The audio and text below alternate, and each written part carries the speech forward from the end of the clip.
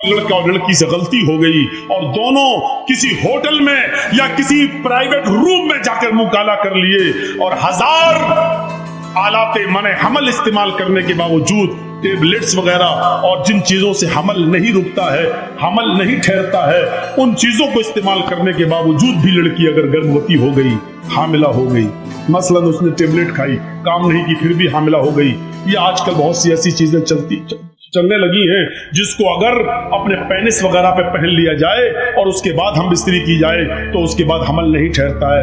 लेकिन कभी कभी ऐसा होता है कि इसके बावजूद भी हमल ठहर जाता है, वो चीज कभी फट जाती है और किसी न किसी तरीके से अल्लाह को जब कोई दिन दिखाना होते हैं तो किसी न किसी तरीके से हमल बाकी रह जाता है। तो अब इस्लाम क्या कहता है? इंसानियत का सबसे बड़ा अलमबरदार मजहब ये कहता है कि उस लड़के और लड़की को सजा तो दी जाएगी, उन्होंने जुर्म किया है उनको सजा तो मिलेगी, लेकिन लड़की के पेट में अगर हमल है तो लड़के को पहले सजा दे दो, लेकिन लड़की को उतने दिन के लिए मुलतवी कर दो जब तक कि उसके पेट का बच्चा बाहर ना आ जाए। अगर पेट का बच्चा उस औरत का या लड़की का दूध पीता है तो उसके बाद भी उसकी सजा को भी मुलतवी कर दो जब तक कि वो बच्चा रोटी न खाने लगे और दूध पी रहा है, और जब दूध छोड़ दे और रोटी खाने लगे तब उस औरत को मारा जाएगा, कत्ल किया जाएगा। लेकिन हाँ, इतना याद रखिए, अगर शादी से पहले ये जुर्म लड़की ने किया है, शादी से पहले, तो 100 कोड़े उस लड़की को मारे जाएंगे। लेकिन आपको डर है कि 100 कोड़े मारेंगे लड़की मर जाएगी, और लड़की जब मरेगी तो पेट का बच्चा भी मर जाएगा, तो फिर 100 कोड़े भी छोड़ दिए जाएंगे, अभी नहीं मारा जाएगा जब तक कि उस लड़की के पेट से वो बच्चा पैदा ना हो जाए। इस्लाम ये कहता है कि गलती लड़के ने की है, लड़की ने की है, पेट में पलने वाले उस मासूम बच्चे का कसूर नहीं है, लिहाजा उसको इस दुनिया में आने का हक है, उसको इस दुनिया में जीने का हक है, उसको इस दुनिया में पनपने का हक है, उसको इस दुनिया में आंखें खोलकर पैदा होने का हक है और नमाज पढ़ने का हक है, रोजा रखने का हक है। अगरचे उसका बाप नाजायज है, उसकी मां नाजायज है, लेकिन जब वो बच्चा बाहर पैदा होगा तो उसकी नमाज जायज मानी जाएगी, उसके रोजे जायज माने जाएंगे, और वो जब शादी करेगा तो उसका निकाह जायज माना जाएगा। मेरे भाइयों, ये इस्लाम किसी मासूम को सजा नहीं देता है, किसी ऐसे शख्स को जिसका कोई कसूर ही ना हो उसको सजा नहीं देता है। ये हमें और आपको इंसाफ से काम लेना चाहिए। पंचायतों में आज ऐसा फैसला हो रहा है, दोनों तरफ से बात सुनकर क्या अदलो इंसाफ की रोशनी में, दलीलों की रोशनी में क्या फैसला होता है? सपोज दैट, फर्ज कर लीजिए, आपके इस गांव का क्या नाम है? गोदा सिमन। चलिए फर्ज कर लीजिए गोदा सिमन की किसी लड़की को कोई लड़का लेकर भाग गया, एक मिसाल दे रहा हूं। फर्ज कर लीजिए एक लड़का लड़की को लेके भाग गया, लड़की के बाप ने पंचायत बिठाल के कहा कि फला लड़के ने मेरी लड़की का मुंह काला कर दिया है, अब मेरी लड़की समाज में मुंह दिखाने के लायक नहीं है, सच्चा फैसला करिए। पंचायत ने लड़की को बरामद कर लिया, लड़का लड़की दोनों आ गए, लड़के के घर वाले भी बैठे हैं और लड़की के घर वाले भी बैठे हैं। अब पंचायत का काम क्या होना चाहिए?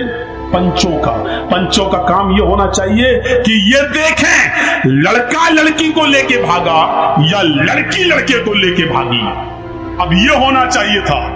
अब सवाल पैदा होता कि नहीं साहब दोनों राजी थे इसलिए दोनों भागे, तो फिर मुझे बताइए कि फिर ये कहां का फैसला है कि जब दोनों अपनी अपनी रजामंदी के साथ भागे तो तुम जुर्माना सिर्फ लड़के के ऊपर लगाते हो और लड़के का जुर्माना लेकर उस जिनाकार लड़की को दे देते हो। ये कहां का आदल है और कहां का इंसाफ है और कहां का फैसला है? मुझे सरपंच और पंचायत में बैठने वाले ये लोग बताएं। कल कयामत के दिन इन सरपंचों को भी अपने अपने जुर्म का हिसाब और अपने अपने फैसलों का हिसाब देना होगा। कुरान करीम ने तो जब लड़का या लड़की में जिना होता है तो जिनाकारी के मामले में लड़की की गलती को माना है। कुरान जब लड़का किसी लड़की के साथ जिना करता है तो कुरान लड़की की गलती ज्यादा मानता है, और इसीलिए कुरान पढ़िए, कुरान ने क्या कहा? अज़्ज़ानियतु वज़्ज़ानी फजलिदू कुल्ल वाहिदतिन मिनहुमा मिअता जल्दा। जिना करने वाली लड़की और जिना करने वाले लड़के, इन दोनों में से हर एक को 100-100 कोड़े मारो। अगर वो गैर शादीशुदा है तो कुंवारे हैं तो कितने कोड़े मारो, 100। और अल्लाह ने यहाँ क्या कहा, जिना करने वाली लड़की, यानी पहले लड़की का नाम लिया, बाद में क्या कहा, अज़ानियतु वज़्ज़ानी, जिनाकार लड़की और जिनाकार लड़का। पहले लड़की फिर लड़का, क्योंकि जिना की शुरुआत लड़की की तरफ से होती है।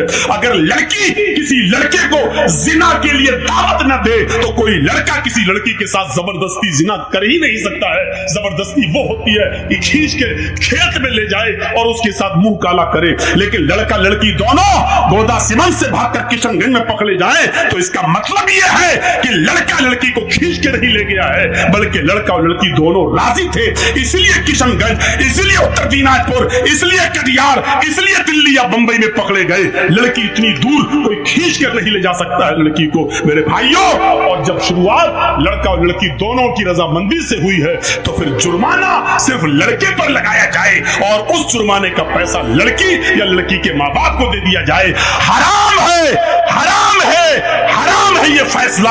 और ये कमाई भी लड़की और लड़की के माँ बाप के ऊपर हराम है, जो उसने लड़के से लेकर अपनी लड़की की जिंदगी के लिए और उसकी शादी के करने के नाम पर ली है। क्योंकि जब गलती दोनों की थी तो समाज का काम यह था कि अगर सजा दे सकते थे तो दोनों को सजा दें, और नहीं दे सकते थे तो आपने लड़के से जुर्माना लेकर लड़की को क्यों दिया? चलता है तभी तो बोले, आपकी परमिशन की जरूरत थोड़ी थी।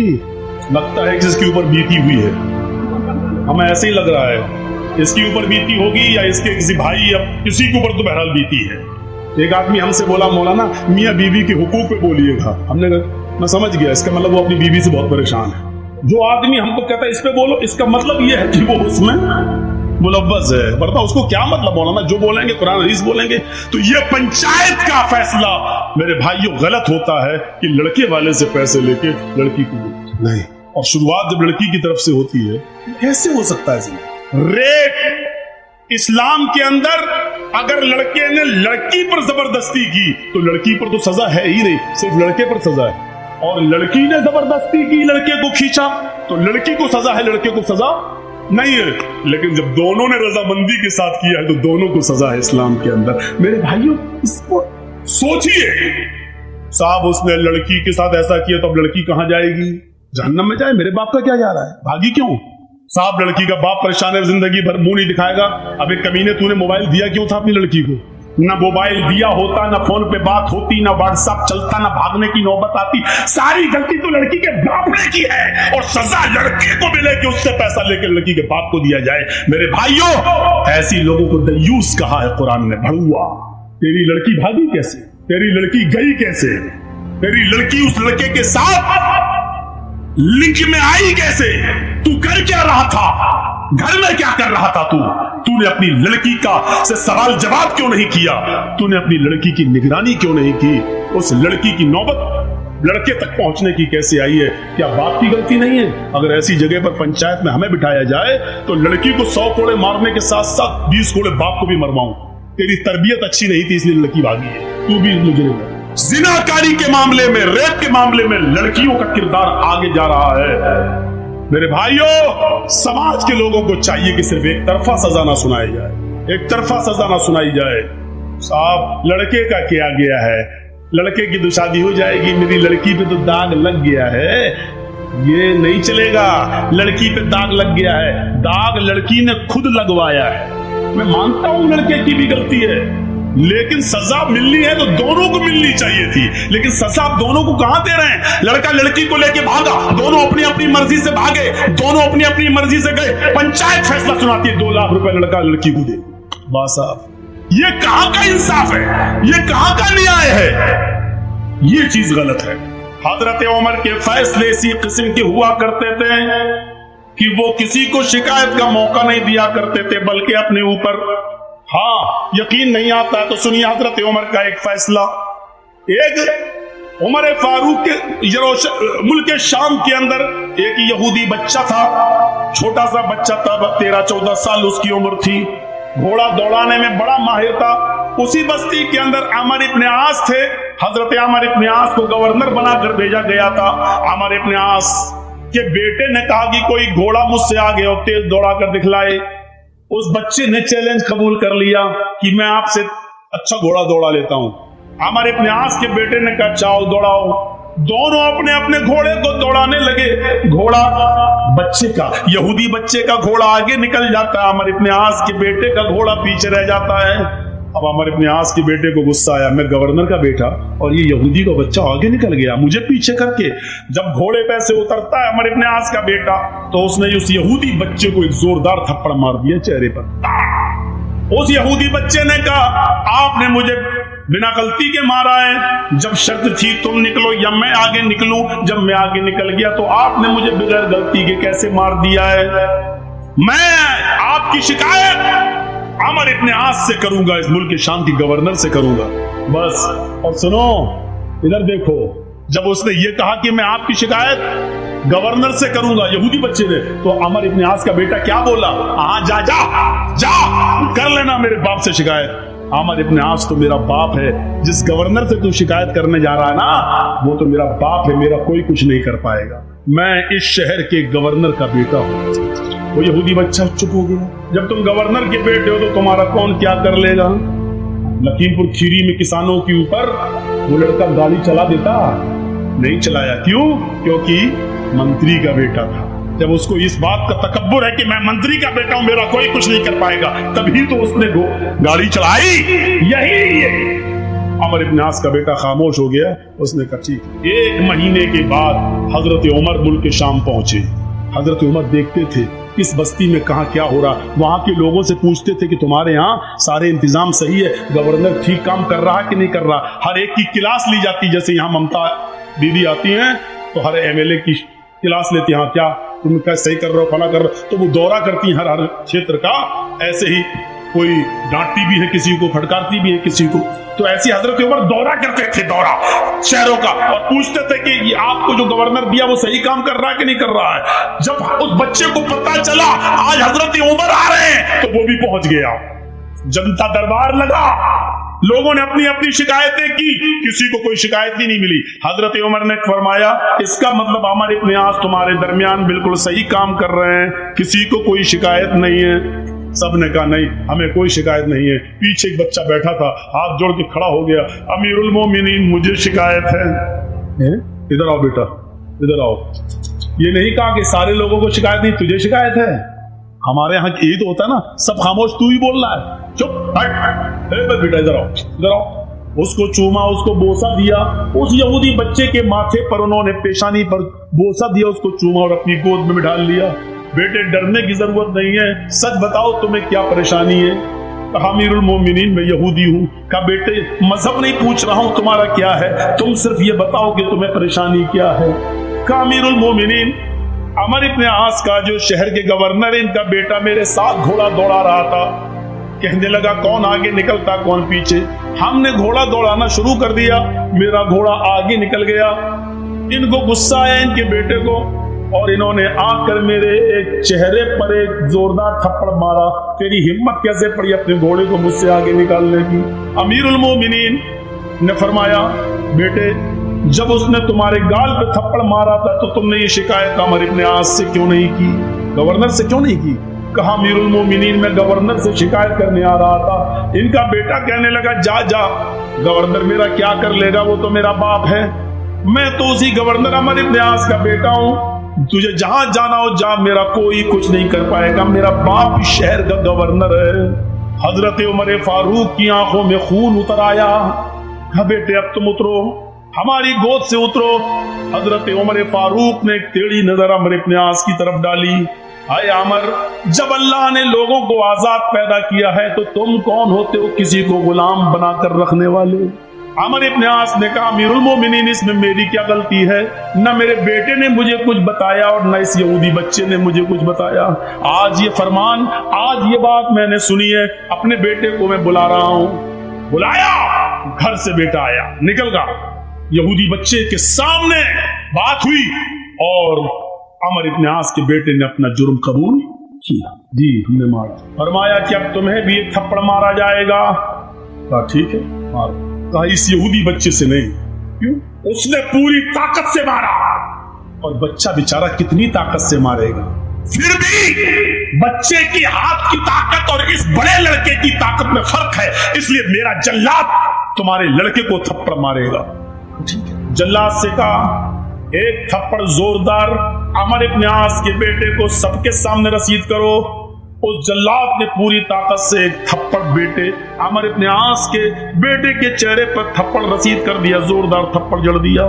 चलो हटो, इंसाफ हो गया। हजरत उमर फारूक ने कहा भी इंसाफ नहीं हुआ। आए अमर इब्न आस, अब तुम इधर आओ। हजरत अमर उनके करीब आए। हजरत उमर ने जल्लाद से कहा एक थप्पड़ इस गवर्नर के चेहरे पर भी मारो। लोगों ने कहा अमीरुल मोमिनीन ये क्या जुल्म हो रहा है, जिसने थप्पड़ मारा था उसको सजा मिल गई है। फरमाया नहीं, मैं जो कह रहा हूं वो करो।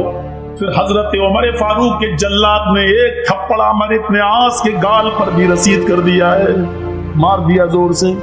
अमर इब्न आस की आंखों में आंसू आ गए, क्योंकि भरे मजमे के अंदर उनको जल्लाद ने थप्पड़ मारा है, एक इंसल्ट सी महसूस करते हैं। लेकिन हजरत उमर के हुक्म के आगे क्या कर सकते थे।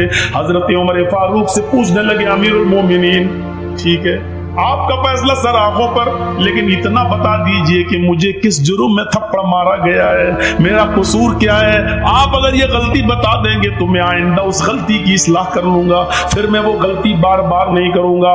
फरमाया आए अमर इब्न आस, तेरी गलती ये है कि तूने अपने बेटे को सही तालीम नहीं दी, तूने अपने बेटे को सही तरबियत नहीं दी। अगर तूने अपने बेटे को सही तालीम दी होती तो तेरा बेटा ये नहीं कहता मैं गवर्नर का बेटा हूं, मेरा कोई कुछ नहीं कर पाएगा।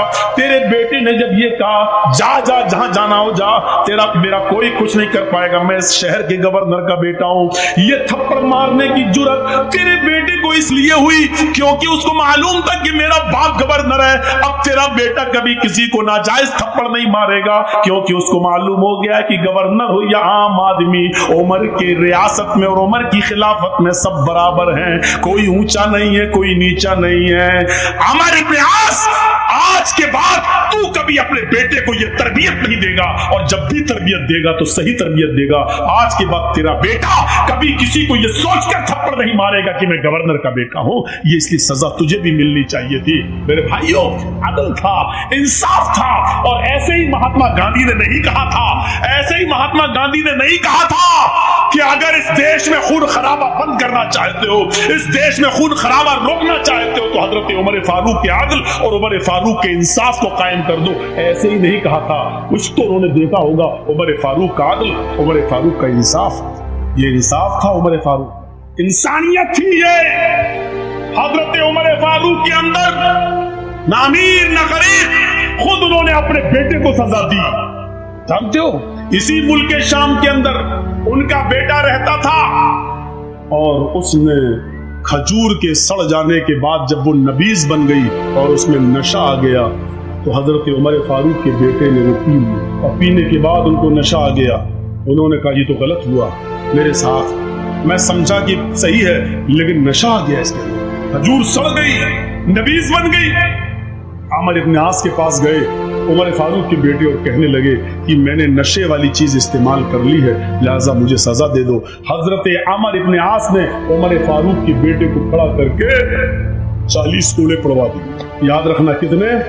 40। मदीने में जब उमर फारूक को पता चला कि शाम के अंदर मेरे बेटे ने नबीज पी ली और उसको नशा आ गया था, और अमर इब्न आस ने उनको 40 कोड़े मार दिए, लेकिन उनको यकीन नहीं आया। उन्होंने अपना घोड़ा भेजा और अमर इब्न आस को एक लेटर लिखा कि इस नए घोड़े के ऊपर मेरे बेटे अब्दुल्ला को बिठा कर उसको यहाँ रवाना कर दिया जाए, ये मेरा हुक्म है। लिहाजा जब ये घोड़ा मुल्क शाम पहुंचता है तो इस घोड़े के ऊपर बैठकर अमर इब्न आस ने उनके बेटे उमर फारूक के बेटे को मुल्क मदीने के अंदर रवाना कर दिया। बेटे ने सोचा कि मदीने में मेरे अब्बू मुझे बुला रहे हैं मेरे घर, मैं अपने माँ बाप से मिलूंगा।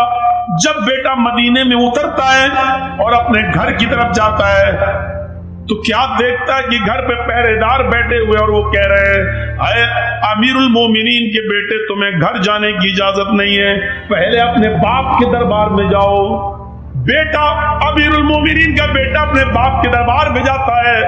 बाप ने कहा बेटे आओ, अच्छा हुआ जल्दी आ गए हो। फरमाया कि लोगों जल्लाद कहाँ है? जल्लाद बैठे हुए थे, फरमाया मेरे बेटे को यही सामने खड़ा कर दो, मैदान के अंदर खड़ा कर दो।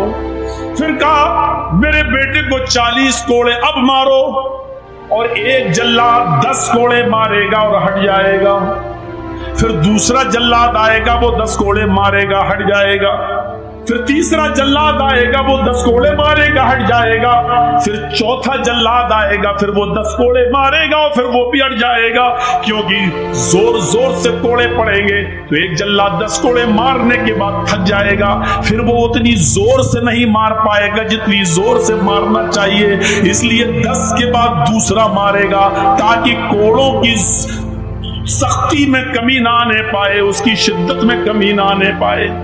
बेटा चीखता रहा, अब्बू मुझे एक जुर्म की 2-2 बार सजा क्यों दी जा रही है? मैंने 40 कोड़े मुल्क शाम के अंदर खा तो लिए। अल्लाह के रसूल का फरमान तो यही है, अगर कोई शराब पी ले तो उसको 40 कोड़े मारे जाएं। अगर मैंने धोखे से गलती से ये जानते हुए कि इसमें नशा नहीं और पी ली और बाद में नशा आ गया तो इस जुर्म की मुझे सजा मिल चुकी है। हजरत अमर ने कुछ नहीं कहा, बेटे पहले 40 कोड़े खाओ, उसके बाद में मैं तुम्हारी सुनूंगा। जब 40 कोड़े पूरी ताकत से पड़ चुके उसके बाद अमर हजरत उमर फारूक का बेटा बैठ गया, इसलिए कि अब उसके जिस्म में इतनी ताकत न रही कि वो अपने पैरों के बल उठकर अपने घर जा सके। हजरत उमर ने उसको घर पहुंचाने का इंतजाम किया, ठेला वेला मंगवाया, उस जमाने की जो गाड़ियां चलती थी उस गाड़ी को बुलवाया और उस पर बिठाया। बेटे ने कहा अब्बू जान आपने जो किया होगा वो अच्छा ही किया होगा, लेकिन इतना मुझे पता है कि आपने आज मेरे साथ अच्छा नहीं किया है, क्योंकि जिस जुर्म की सजा मैं पा चुका था मुझे दोबारा उस जुर्म की सजा क्यों मिली है? हजरत उमर ने कहा नहीं, आए मेरे बेटे, मैंने इसलिए तुझे ये 40 कोड़े मारे हैं कि जब मैंने सुना कि तूने नशा जाने के बाद नबीज पी ली, फिर मैंने ये सुना कि अमर इब्न आस ने तुझे 40 कोड़े पड़वाए, 40 कोड़े लगवाए, तो मैं समझ गया अमर इब्न आस ने तुम्हारी पीठ पर जो कोड़े बरसाए वो सजा तो तुम्हें दी गई लोगों को दिखाने के लिए, लेकिन मैं जानता था शायद अमर इब्न आस ने तुम्हारे साथ रियायत बरती हो, जितनी जोर से कोड़े मारना चाहिए उतनी जोर से कोड़े तुम्हारी पीठ पर न बरसवाए हो, इसलिए कि तुम उमर के बेटे हो, इसलिए कि तुम अमीरुल मोमिनीन के लफ्ज़े जिगर हो, इसलिए कि तुम हजरत उमर फारूक के साहिबजादे हो। ये सोचकर शायद अमर इब्न आस ने जल्लाद से कह दिया हो कि बेटे की आहिस्ता आहिस्ता मारो, इतना ना मारो कि खून टपकने लगे। मेरे बेटे अमर इब्न आस ने जब कोड़े तुम्हारे जिस्म पे मारे तो तुम्हारी ये हालत नहीं थी, तुम्हारी ये हालत नहीं थी, तुम चल रहे थे, फिर रहे थे, दौड़ रहे थे, लेकिन आज 40 कोड़े खाने के बाद तुम अपने घर जाने के लायक नहीं रहे, इसलिए आज तुम्हें सही सजा मिली है, इससे पहले तुम्हें तुम्हारे जुर्म की पूरी सजा नहीं दी गई थी। मैंने समझ गया कि अमर इब्न आस ने तुम्हारे साथ रियायत बरती है, तुम्हारे साथ कंसेशन बरता है, तुम्हें जितनी जोर से कोड़े मारना चाहिए था उतनी जोर से कोड़े तुम्हारे पीठ पर नहीं पड़े हैं, आज पड़े हैं। मैं अल्लाह के सामने जवाब दे सकता हूं कि अल्लाह मैंने अपने बेटे के साथ इंसाफ किया है। जिसने अपने बेटे के साथ ये अदल किया हो, अपने बेटे के साथ ये इंसाफ किया हो, मेरे भाइयों जरा गौर करो कि दूसरों के साथ उसका इंसाफ कितना जबरदस्त होगा, उसका इंसाफ कितना बड़ा होगा जो अपने बेटे के साथ ये इंसाफ कर रहा है। हजरत उमर तो अपने बेटे को दोबारा सजा दे रहे हैं। आज हमारी पंचायतें एक तरफ से पैसा लेके, एक मुजरिम से पैसा लेके दूसरे मुजरिम को दे देती और दिला देती है पंचों का फैसला सर आंखों पर। इनसे गलती नहीं हो सकती है बेचारे, ये बहुत अच्छा फैसला करते हैं। मेरे भाइयों अपने फैसलों पर नजर सानी करो, दौड़ाओ, आप कहीं बेइंसाफी तो नहीं कर रहे हो, क्योंकि कयामत के दिन हमें और आपको सबको इंसाफ करना, सबको जवाब देना होगा। आदल, इंसानियत कि ये मिसालें किसी दूसरे मजहब के अंदर नहीं मिल सकती। हम देखें, नजरें डालें, हजरत उमर फारूक रज़ियल्लाहु ताला अन्हु की जिंदगी के एक वाक़े पर और आ जाइए। रात के अंदर अंधेरे में गश्त करते हैं, रात के अंधेरे में कौन गश्त कर रहा है? आजकल ये मामला तो किसी के अंदर नहीं पाया जाता है। रात की तारीकी में अचानक जाओ और देखे कौन भूखा है, कौन खाया है, कौन सो रहा, ये कौन देख रहा है आजकल? न हम न आप। हजरत उमर रात के अंधेरे में निकलते हैं और काफी दूर पहुंच जाते हैं। जब काफी दूर पहुंच गए तो क्या देखते हैं कि झोपड़ी के बाहर एक आदमी रो रहा है। मुसलमान नहीं है, और सुनो, मुसलमान नहीं है, रो रहा है। हजरत उमर उसके पास बैठ गए और उसको मालूम नहीं कि ये उमर है। ये भैया जिसको जाना हो जाओ यार, यहाँ बात क्यों कर रहे हो? देखो जाओ जाओ, बोलो नहीं। अब तो मुझे मालूम है ना कि 1:45 बज जाए और इतने बजे तक लोग बैठे रहे, ये तो बड़ी हिम्मत की बात है। सर्दियों के दिन है, टाइम 10 से लेट नहीं मिलना चाहिए। अब 10 से 12 तक बस जलसा खत्म हो जाना चाहिए। लेकिन अब क्या करें, आपकी भी मजबूरी है, हमारे साथ भी ऐसे ही होता है। तो सुनिए मेरे भाइयों, हजरत उमर उसके पास बैठ गए। उसको ये नहीं मालूम कि ये उमर है, और उमर रजी अल्लाह तआला अन्हु को ये नहीं मालूम कि ये कौन है। लेकिन इतना जानते हैं कि मुसलमान नहीं है, कोई यहूदी है, ईसाई है, मजूसी है। उसके पास बैठ गए और कहने लगे, क्या हुआ भाई तुम्हें, क्यों रो रहे हो इतनी रात में? और सुनो, बड़ा जबरदस्त वाकया है और हमारे पंचायत करने वाले लोग भी सुने। हजरत उमर का फैसला देखिए कैसा था। सुनिए, उस आदमी ने कहा, अरे जा यार, तू यहाँ के बैठ गया, मेरा दिमाग वैसे ही खराब है, तू और खराब करने आ गया। होता है ना, एक आदमी को टेंशन हो और आप उससे बार बार पूछें क्या, गुस्से में झुंझुला जाएगा वो। अब जा यार, तो वो तो वैसे ही टेंशन में था। हजरत उमर उसके पास बैठ के कहने लगे, भाई क्या हुआ? उसने कहा कुछ नहीं हुआ। बैठ गए, कुछ तो हुआ है। अरे जा यार, अपना काम कर तू, और मेरा दिमाग खराब करने आया। अरे सुनो, तुम्हें टेंशन है, मुझे भी टेंशन है। देखिए हजरत उमर उल्टा चलते, तुम भी रात में यहाँ बैठे हो, मैं भी रात में आया हूँ, चलो एक काम करें, तुम अपना दर्द बांटो, हम अपना दर्द बांटते हैं। अब उसने सोचा चलो ये भी परेशान है, मैं भी परेशान हूँ, रात में इतनी रात में कौन निकलता है। तो दो परेशान एक जगह बैठ गए। हालांकि हजरत उमर परेशान नहीं थे, लेकिन उसकी परेशानी जानने के लिए परेशान बन गए। उसने कहा, भाई, हजरत उमर ने कहा, बताओ क्या बात? उसने कहा, मेरे भाई, जब तुमने मुझे भाई कह दिया तो सुनो, इस झोपड़ी में मेरी बीवी रहती है, हम दोनों बहुत खुशी खुशी रहते हैं। मेरी बीवी मुझसे बेइंतहा प्यार करती है, लेकिन हम गरीब इंसान हैं। इसी गांव से थोड़ी दूरी पर एक दूसरा गांव है, उस गांव से एक आदमी आता है, ताकतवर है, हैंडसम है, खूबसूरत है, ताकतवर है, और वो जैसी आता है वो सीधे मेरी झोपड़ी में घुसता है, मुझे कान पकड़ के बाहर निकाल देता है। मेरी बीवी बड़ी खूबसूरत है, उसके बाद वो मुझे बाहर बिठा देता है और मेरी बीवी के साथ जबरदस्ती जिना करता है। मेरी बीवी के न चाहने के बावजूद भी वो उसको मजबूर कर देता है और वो उसके साथ जिना करता है। हजरत उमर फारूक ने पूछा, अच्छा इतनी बड़ी बात, अच्छा ये बताओ क्या वो अभी है? नहीं। तो आया और चला गया। मैं कुछ भी नहीं कर पाता हूँ, अपनी बीवी की कोई मदद नहीं कर पाता। अच्छा तो ये बताओ अब वो कब आएगा? हजरत उमर ने जब ये पूछा कि वो कब आएगा, तो उसने जवाब दिया, एक दिन छोड़कर आता है, यानी आज वो गलत काम करके गया है, अब वो कल नहीं आएगा, परसों आएगा। हजरत उमर फारूक ने कहा, ठीक है, परसों में आऊंगा और तुम्हारी मदद करूंगा। उसने कहा, तू खुद परेशान है, अपनी मदद तो कर नहीं पा रहा, मेरी मदद क्या करेगा? अरे जा यार, तू तो कह रहा था मैं परेशान हूं। कहा मैं परेशान हूं, मैं भी परेशान हूं, परेशान ना होता तो मैं रात में क्यों निकलता, लेकिन मेरी परेशानी इतनी बड़ी है कि आए मेरे भाई, हजरत उमर कहते हैं, आए मेरे भाई, जब तू खुद परेशान है तो मेरी परेशानी को तू कैसे दूर करेगा? लेकिन मैं तेरी परसों मदद करूंगा। उसने कहा, अच्छा जाओ ठीक है, कर लेना। वो सोचने लगा ऐसी तसल्ली देने वाले सभी आते हैं, ये भी तसल्ली दे रहा है। हजरत उमर ने जाते जाते उससे कह दिया, हाँ सुनो, परसों में आऊंगा, अपनी बीवी से कह देना खाना बनाकर तैयार रखे। कहने लगा, अरे जा यार, खाने से इसका क्या ताल्लुक है? तू मदद करने आएगा कि खाना खाने आएगा? हजरत उमर ने कहा, देखो मैं जो कह रहा हूं वो करना, खाना बना कर तैयार रखे, और दूसरी बात, जब वो आदमी तेरे घर में घुसे तो अपनी बीवी से ये कह देना कि आज सब कुछ रजामंदी जाहिर कर दे, यानी उसके सामने आज वो जिद न करे, बल्कि ये कहे कि ठीक है, तुम तो हमसे रोज मिलने आते ही हो, अब हमारे और तुम्हारे दरमियान तो कोई चीज रह नहीं गई है, अब तुम्हें जब आना ही है तो हम दिल खोल कर तुमसे मिलना चाहते हैं, लेकिन अंधेरे में मिलेंगे, उजाले में नहीं, इसलिए चिराग बुझा दो, अच्छा नहीं लगता, तुम्हारी बीवी ये बोले उससे कि मुझे अच्छा नहीं लगता जब तुम मुझसे हम बिस्तरी करते हो, जिना करते हो, तो मुझे अपने पति के अलावा दूसरे का चेहरा दिखता है, तो फिर मैं सपोर्ट नहीं कर पाती हूँ, अंधेरा रहेगा तो मैं तुम्हें सपोर्ट करूंगी। और ये कहकर वो चिराग बुझा दे, बकिया काम मैं संभाल लूंगा। वो सोचने लगा क्या ये सवाल है का, अंधेरे में दुनिया भर की बातें सोचने लगा, लेकिन उसने सोचा चलो। हजरत उमर फारूक वक्त से पहले आ गए, दूसरे एक दिन छोड़कर दूसरे दिन देखा झोपड़ी के बाहर वो आदमी टहल रहा है। हजरत उमर फारूक ने कहा ठीक है मैं आ गया हूँ तुम्हारी मदद है। उसको पता ही कि क्या करेंगे, झोपड़ी के पीछे छिप जाते हैं और उस आदमी से कहते हैं कि तुम अपनी बीवी के पास जाओ, वो आएगा तो तुम्हें खुद ही कान पकड़ के बाहर निकालेगा।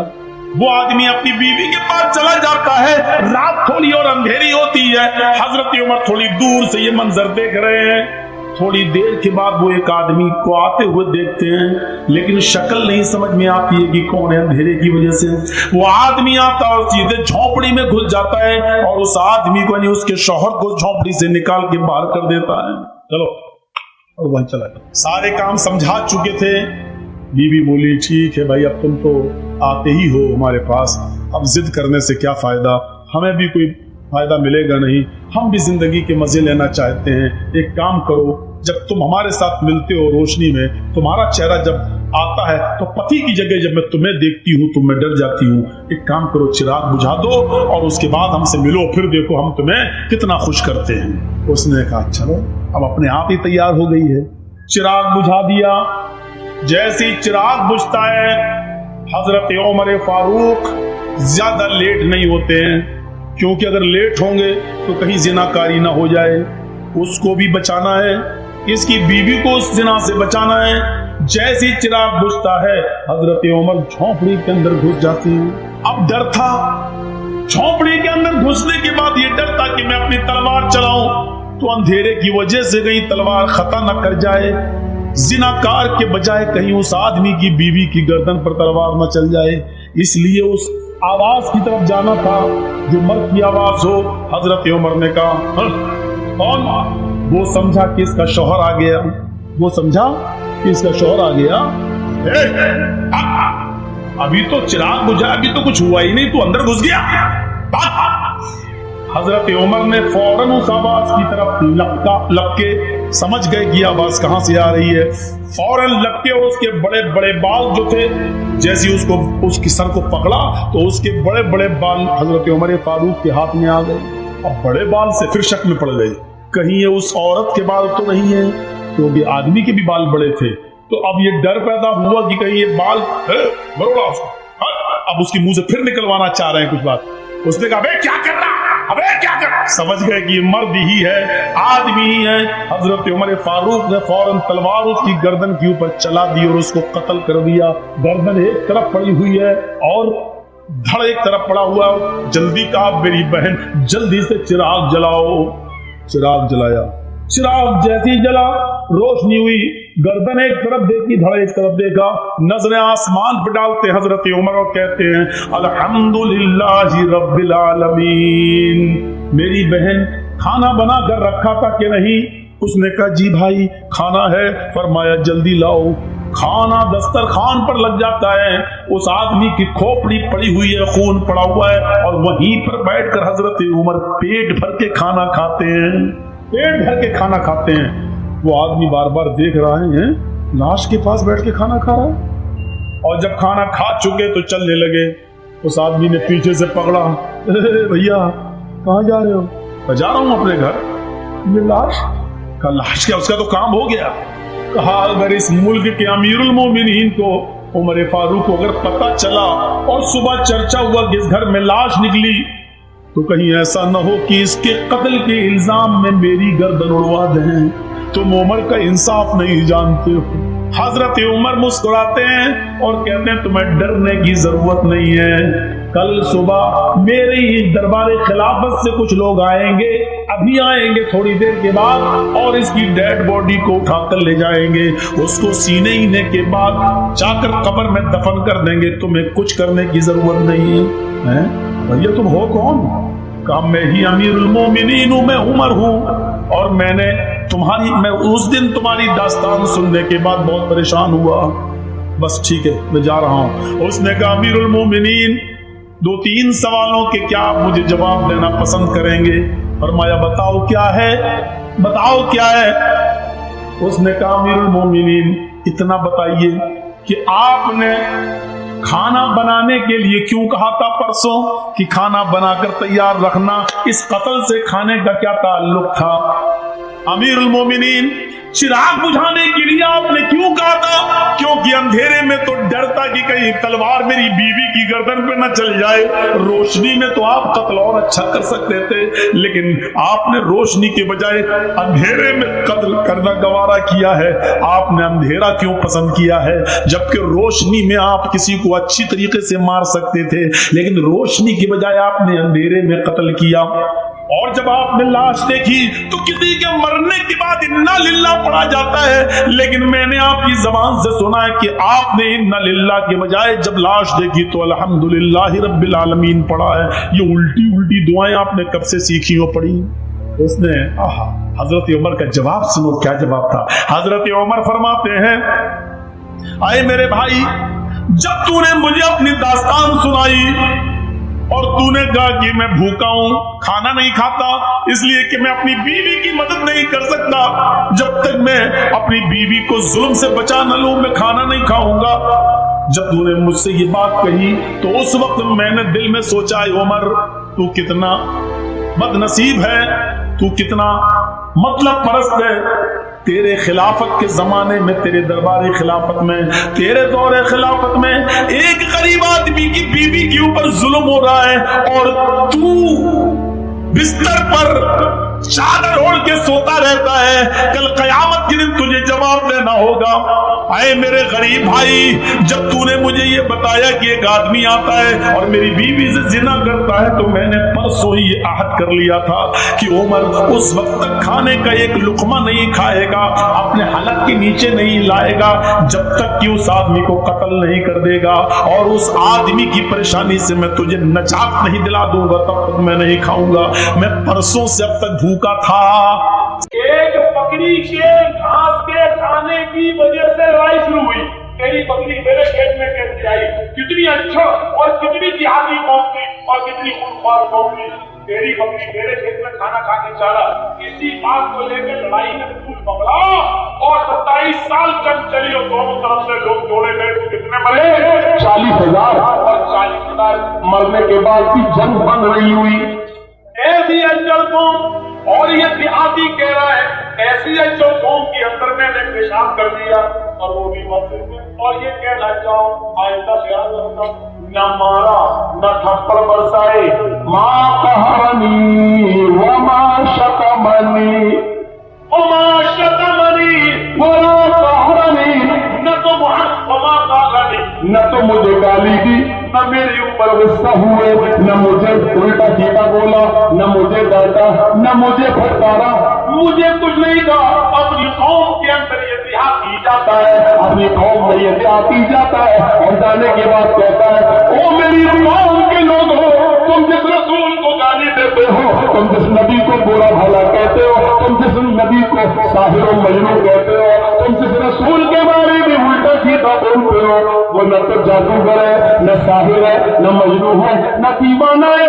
अरे मैंने तो आज उसकी मस्जिद में पेशाब तो कर डाला, लेकिन वो माँ कहनी वो माँ शतमनी, न तो उसने मुझे गाली दी, न मेरे ऊपर गुस्सा हुआ। लोगों तुम उसके ऊपर ईमान लाओ या न लाओ, मैं तो चाह रहा हूँ उस रसूल के ऊपर ईमान लाने के लिए वो आया, और आते ही उसने फिर मस्जिद नबी की चौखट को पकड़ा, कहने लगा मोहम्मद इब्न अब्दुल्लाह। पहलू अपनाए जा रहे हैं, भीड़ और भाड़ को जमा करने से रोका जा रहा है। कॉलेजेस, यूनिवर्सिटीज बंद हो रही हैं, कोर्ट और अदालतें खाली पड़ी हैं। आज की खबर तो यह है कि जो कैदी लोग जेल में बंद हैं और जो छोटे मोटे केसों में गए हैं उनको छोड़ने की प्लानिंग हो रही है। बल्कि पंजाब गवर्नमेंट ने छोटे मोटे जराइम में जो कैदी जेलों में सजा भुगत रहे हैं उनको छोड़ने का ऐलान भी कर दिया। ये सब एक माहौल है, हमें उस पर गौर करना चाहिए। और इन सब के पीछे हमें एक चीज और समझनी चाहिए کہ یہ ماحول ابھی اور خراب کیا جائے گا، اس بات کو تھوڑا سمجھنے کی کوشش کیجیے۔ یہ فیکٹ ہے کہ کرونا وائرس ہمارے ملک میں آیا ہے، یہ فیکٹ ہے کہ یہ سب کچھ ہو رہا ہے، لیکن اس کے ساتھ ساتھ یہ بھی فیکٹ ہے کہ یہ اتنے بڑے پیمانے پر نہیں ہے جتنے بڑے پیمانے پر ہمارے دلوں میں ڈالنے کی کوشش کی جا رہی ہے، اور ہمیں اس سے خوف زدہ کیا جا رہا ہے۔ اس کے پیچھے ایک سازش یہ بھی ہے کہ جو ہمارے پرامن، شانتی پوروک اور سمویدھانک طور پر جو پروٹیسٹ چل رہے ہیں، اور جگہ جگہ جو ہندوستان کے بہت سے علاقوں میں شاہین باغ بن چکے ہیں، کسی طریقے سے ان کو اسی افواہ کے ذریعے ختم بھی کیا جائے اور اس کو اکھاڑ کے پھینکے۔ اس لیے میں آپ کو پھر یہ بات باور کرانا چاہتا ہوں کہ پوری طریقے سے میڈیا ابھی اس افواہ کو اور تیزی کے ساتھ پھیلائے گی۔ میں یہ نہیں کہہ رہا ہوں کہ آپ اطمینان سے اپنے گھروں میں بیٹھ جائیں، ہے، لیکن اتنے بڑے پیمانے پر ابھی نہیں ہے جتنا بڑا پیمانے پر ابھی بتایا جا رہا ہے، اور آگے اور بتانے کی پلاننگ ہے۔ اور جو لوگ برسر اقتدار ہیں ان کو خوشی ہے کہ اس بہانے ہی کم سے کم یہ لوگ ہٹ جائیں اپنی جگہ سے، تاکہ دنیا والوں کے سامنے منہ تو دکھا سکیں۔ یہ بھی ایک چال ہے۔ اللہ تعالیٰ اس وائرس سے ہمیں اور آپ کو نجات عطا فرمائے، اس ملک کو نجات عطا فرمائے، دیش واسیوں کو نجات عطا فرمائے، اور اس دنیا کو نجات عطا فرمائے۔ وقت کی ایک اہم ضرورت ہے موجودہ حالات کو سامنے رکھتے ہوئے۔ میں نے اکثر اپنے پروگرامز میں کہا ہے، ادھر بھی ایک بات کو میں شروع میں کہہ دیتا ہوں، ہمارے دیش کے وزیر اعظم پردھان منتری جی نے کوئی کام مسلمانوں کے لیے کیے ہوں یا نہ کیے ہوں، ہم اس طرف نہیں جانا چاہتے، ہمیں ضرورت بھی نہیں، لیکن ایک کام انہوں نے بہت اچھا کیا، اور میں اس پر پردھان منتری جی کا شکر گزار بھی ہوں، آبھاری بھی ہوں، ان کو دھنیہ واد بھی پیش کرتا ہوں۔ بھارت کے مسلمان آپس میں لڑتے تھے، ایک دوسرے سے الگ تھے، ایک دوسرے کے پیچھے نماز نہیں پڑھنا چاہتے تھے، ایک دوسرے کے لیے مسجدیں دھو دیا کرتے تھے، ایک دوسرے کی مسجدوں میں جانے سے مسجدیں ناپاک ہو رہی تھیں، ایک دوسرے کے نماز جنازہ کے پڑھا دینے سے پورے کے پورے گاؤں والوں کے نکاح ٹوٹ جاتے تھے اور دوبارہ نکاح پڑھائے جا رہے تھے۔ ہم لوگ اتنا آپس میں لڑ رہے تھے، شکل تک دیکھنا گوارا نہیں تھی، تیرے پیچھے میری نماز نہیں، میرے پیچھے تیری نماز۔ لیکن مودی جی نے ایک ہی جھٹکے میں کون سا جادو کی چھڑی چلائی۔ بہت بہت شکر گزار ہوں میں ان کا کہ انہوں نے پورے بھارت کے مسلمانوں کو ایک پلیٹ فارم پہ لا کے کھڑا کر دیا ہے اور آپس میں جوڑ دیا۔ ہمیں قطعی امید نہیں تھی کہ بھارت کے مسلمان کبھی ایک پلیٹ فارم پہ آ جائیں گے۔ مولوی جرجیس جیسے ہزاروں مولوی ایک کرنے میں، ایک پلیٹ فارم پر لانے میں لگے ہوئے تھے، تھک گئے، ایک کرنے میں نہیں کر پائے، لیکن ہمارے پردھان منتری جی نے ہمیں کر دیا ہے۔ بس مسلمانوں، ایک گزارش ہے آپ سے، جب ہم لوگ ایک پلیٹ فارم پہ آ ہی گئے ہیں تو اب اس اتفاق کو، اس اتحاد کو بنائے رکھنا، یہ ٹوٹنے نہ پائے۔ ہمارے اختلافات ہیں، ہمارے آپسی معاملات ہیں، لیکن اس کو ہم لوگ اپنے گھر میں، اپنی چہار دیواری میں اس کو دور کر لیں گے، مل لیں گے، بیٹھ لیں گے، سوچ لیں گے، سمجھ لیں گے، حل کر لیں گے۔ لیکن جب بیرونی کوئی اسٹیج لگے، باہر کوئی اسٹیج لگے، اس اسٹیج پر کوئی کسی کو کچھ نہیں بولے۔ یہ بہت ضروری ہے اور وقت کی ایک اہم ضرورت ہے۔ آج میں آپ کے روبرو جو ہوں، اسی ٹاپک پر میں خطاب کرنے آیا ہوں۔ آج جوڑیں گے سب کو، اور کل کا جو پروگرام ہے آپ کے علاقے میں، آپ ہی کے اس محلے میں، آپ ہی کے گاؤں میں، کل انشاءاللہ ہم جو موجودہ حالات چل رہے ہیں ہمارے ملک میں، ان حالات پر کل ہم تبصرہ کریں گے۔ سمجھ گئے ہوں گے آپ، یعنی میں نے دونوں دن رہنا ہے، آج بھی اور کل بھی، ڈاؤٹ اب نہیں رہ گیا ہے۔ अब आप जलसा कमेटी को ये नहीं कहेंगे कल अगर हम नहीं रहेंगे कि तुम झूठे हो। मौलाना ने तो खुद ही कहा, पकड़ने में बड़े माहिर हैं आप लोग। कल इंशाअल्लाह उस टॉपिक में कुरान करीम ने बहुत वाज़े लफ्जों में कहा है, इन्नमल मुमिनूना इख्वा। भारत का ही नहीं, पूरी दुनिया का मुसलमान, पूरी दुनिया का मोमिन भाई भाई, सब आपस में एक। दूसरा जुज देखिएगा, पहला क्या है, इन्नमल मुमिनूना इख्वा, सारी दुनिया के मुसलमान आपस में भाई भाई हैं।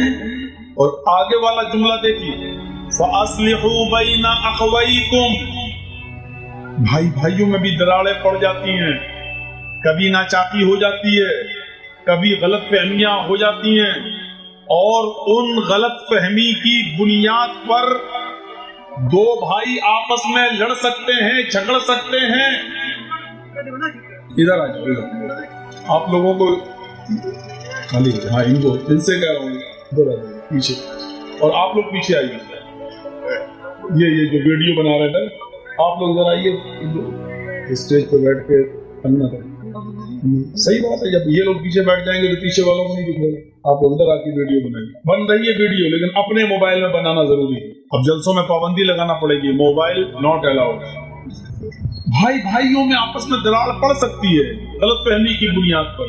तो आगे पूरी उम्मत इस्लामिया को इस बात पर जोर दिया जा रहा है, जब तुम देखो कि दो मोमिन भाइयों में, दो मुसलमान बंदों में रोड़ा है, दरार पड़ी हुई है, नाचाकी है, बोलचाल बंद है किसी भी बात को लेकर, तो पूरी उम्मत इस्लामिया को इस बात पर उभारा जा रहा है, फअस्लिहू बैना अखवैकुम, तो तुम अपने भाइयों के दरमियान सुलह करा दिया करो, उनके दरमियान राजीनामा करा दिया करो, यानी ज्यादा देर तक या ज्यादा दिनों तक, ज्यादा अरसे तक उन दोनों भाइयों को आपस में एक दूसरे से जुदा मत रहने दो।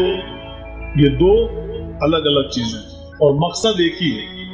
पहले तो ये बताया गया है कि मोमिन आपस में सब भाई है, इशारा ये है कि भाई भाइयों में बड़ी मोहब्बत होती है, लेकिन सगे भाइयों में भी जब दरार पड़ सकती है तो फिर दूसरे लोगों में तो और आसान है, दरार पड़ सकती है। कोई भी बदगुमानी पैदा करने वाला बदगुमानी आपके अंदर डाल सकता है, कारोबार को लेकर, बिजनेस को लेकर, नौकरी को लेकर, किसी भी मामले को लेकर दो मुसलमानों में आपस में रंजिश हो सकती है। तो फिर दूसरी तरफ इशारा किया जा रहा है पूरी कौम को, फास्लिहू बैना अखवैकुम, जब तुम देखो कि दो मुसलमान आपस में लड़े हुए हैं, झगड़ा कर रहे हैं, उन दोनों के दरमियान आपस में जुदाई है, वो दोनों एक दूसरे से गुफ्तगू नहीं करते हैं, उन दोनों के दरमियान दूरी है, तो ये पूरी कौम की जिम्मेदारी है कि उन दोनों के दरमियान वो भाईचारा पैदा कर दें, उन दोनों के दरमियान वो सुलह करा दें। अब शुरू करता हूं, पहला लफ्ज क्या, भाई भाई, सब मुसलमान आपस में भाई। ये खूनी रिश्ता है, जिस बाप के नुत्फे से आप पैदा हुए उसी बाप के नुत्फे से मैं पैदा हुआ, ये खूनी रिश्ता, ये इसको कहते हैं हकीकी और सगा भाई। लेकिन एक रिश्ता वो होता है भाई का जो कलमे की बुनियाद पर होता है।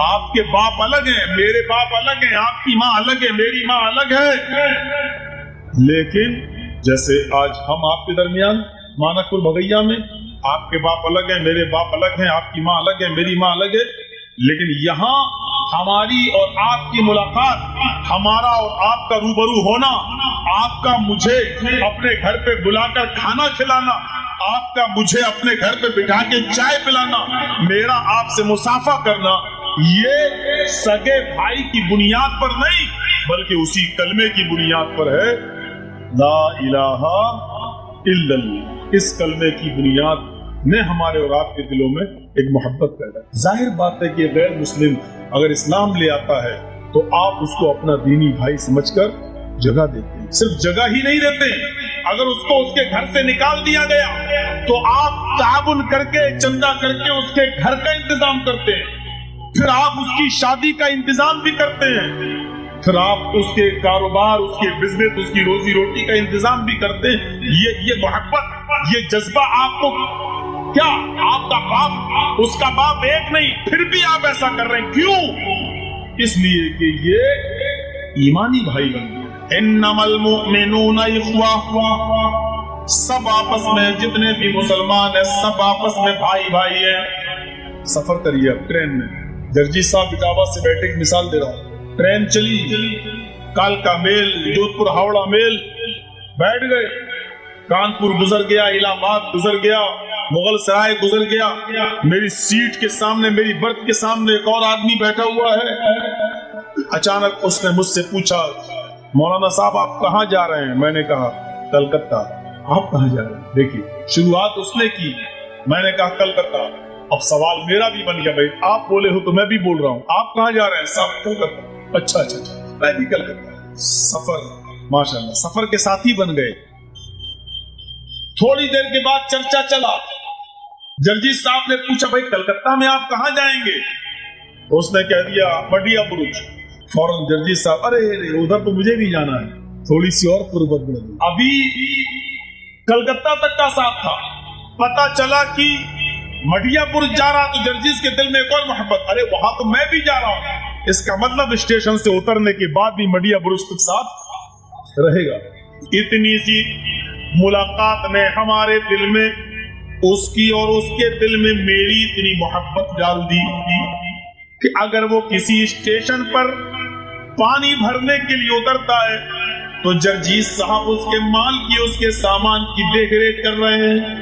جرجیت صاحب اگر چائے لینے کے لیے اتر رہے ہیں یا بسکٹ یا چپس لینے کے لیے پلیٹ فارم پہ اتر رہے ہیں تو جرجیت کے مال کی حفاظت وہ آدمی کر رہا ہے.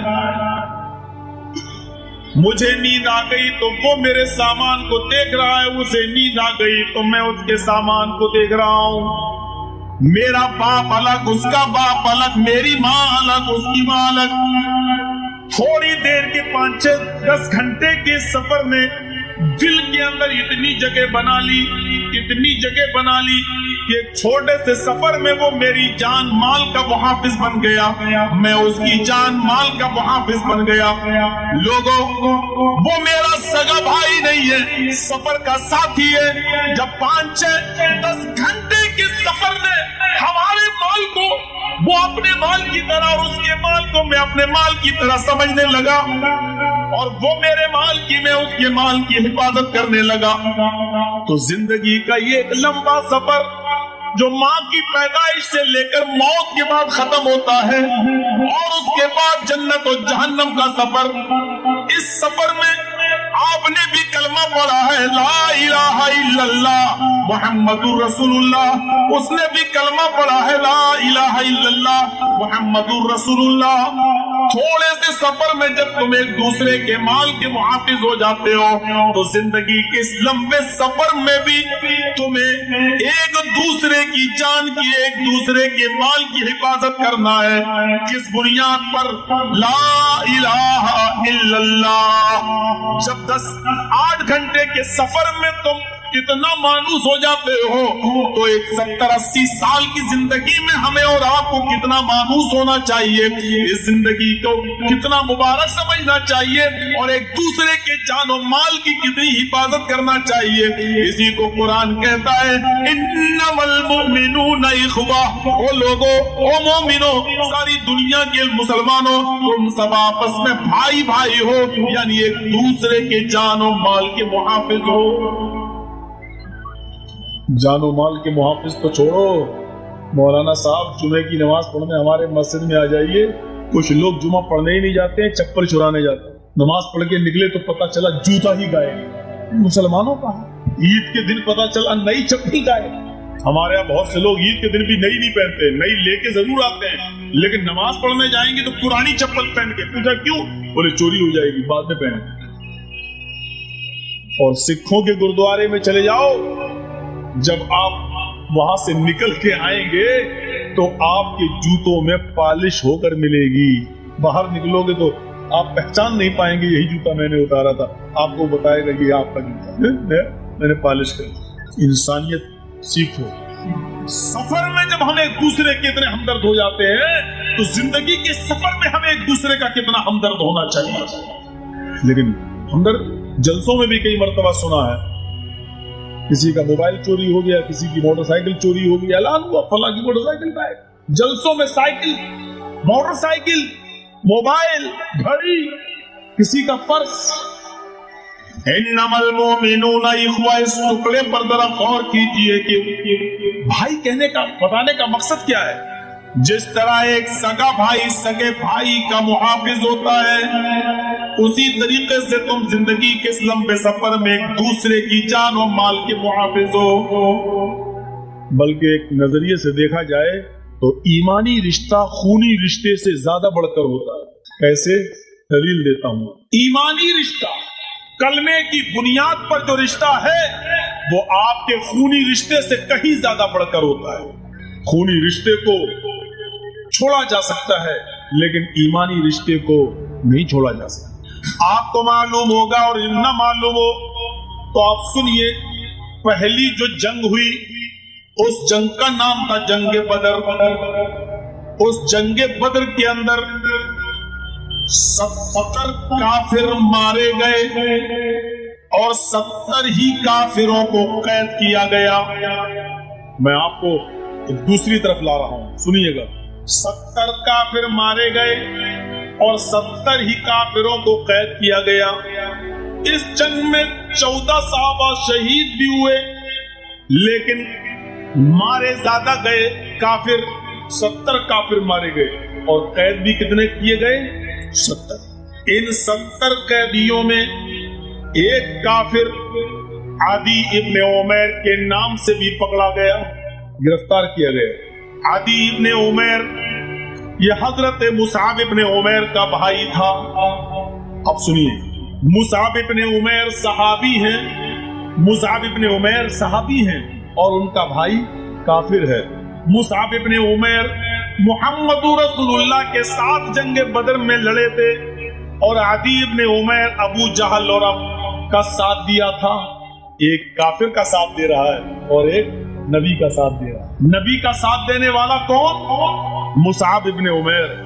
और काफिरों का साथ देने वाला कौन? आदी इब्ने उमैर। जब आदी इब्ने उमैर गिरफ्तार किया गया और आदी के साथ और 69 काफिर और दूसरे जब अरेस्ट किए गए, गिरफ्तार किए गए, तो अल्लाह के नबी सल्लल्लाहु अलैहि वसल्लम ने सहाबा से फरमाया, जो कैदी गिरफ्तार किए गए, अरेस्ट किए गए, जो काफिर, जो नास्तिक, जो दहरिये, इन सब के पैरों में बेड़ियां डाल दो, हाथ में हथकड़ियां डाल दो। चंद सहाबा पैरों में बेड़ियां डालने लगे।